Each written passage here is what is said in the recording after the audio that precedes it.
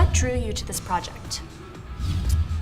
I would say Aaron Paul was the big draw because we just had done a movie together in London, and he was in talks to star in this film, and he reached out and said, "Is it something you'd consider?" And I would say he certainly was an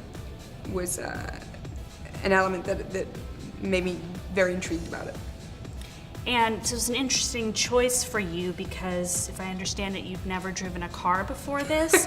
So not only are you in a car movie, but you also had to learn to drive and then some. Can you tell us about that, please? So, starring in Need for Speed without a driver's license is sort of horrendously ironic, maybe in a great way actually, but it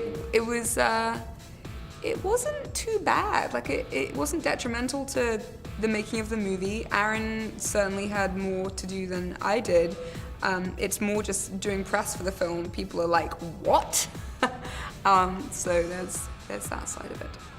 And it sounds like you had a previous relationship with Aaron in terms of a friendship, and we see that friendship grow in the film with your relationship with Julia and Toby. Can you tell us how that relationship develops?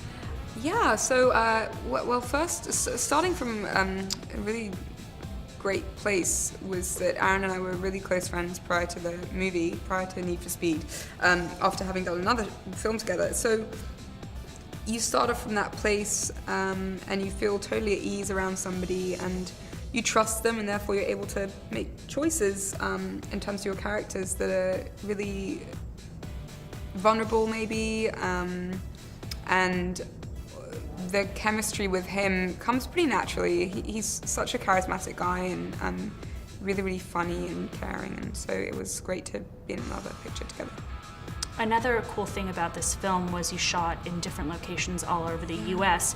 So did you enjoy seeing different parts of the country that maybe you'd never seen before, and how was that for you to film on location? I felt so privileged to be able to see so many parts of America. It's a country that I love and the landscapes blow my mind. Mendocino, San Francisco, kind of a lot of Northern California, but also Moab and Utah.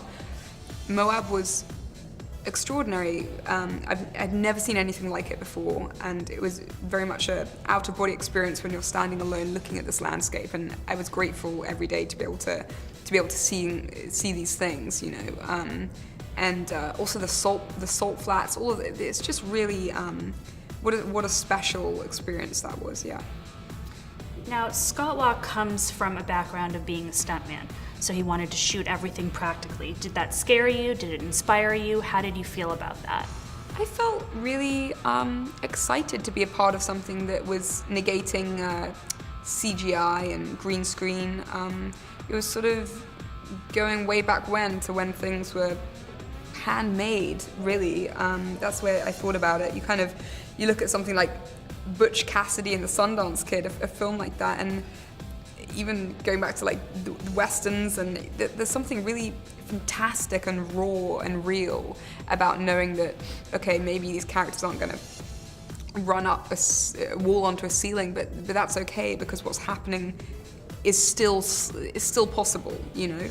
And that was proved by these stunt guys, and watching them take part in these really, you know, potentially dangerous actions was so thrilling. It really, really was. What would you say you enjoyed most about making the film? Was it being part of the whole practical stunts, or was it being involved in the story? I think I really relished, first of all, the experience of seeing so much of America and seeing these landscapes. That was something that every single day I was absorbing as much as I could.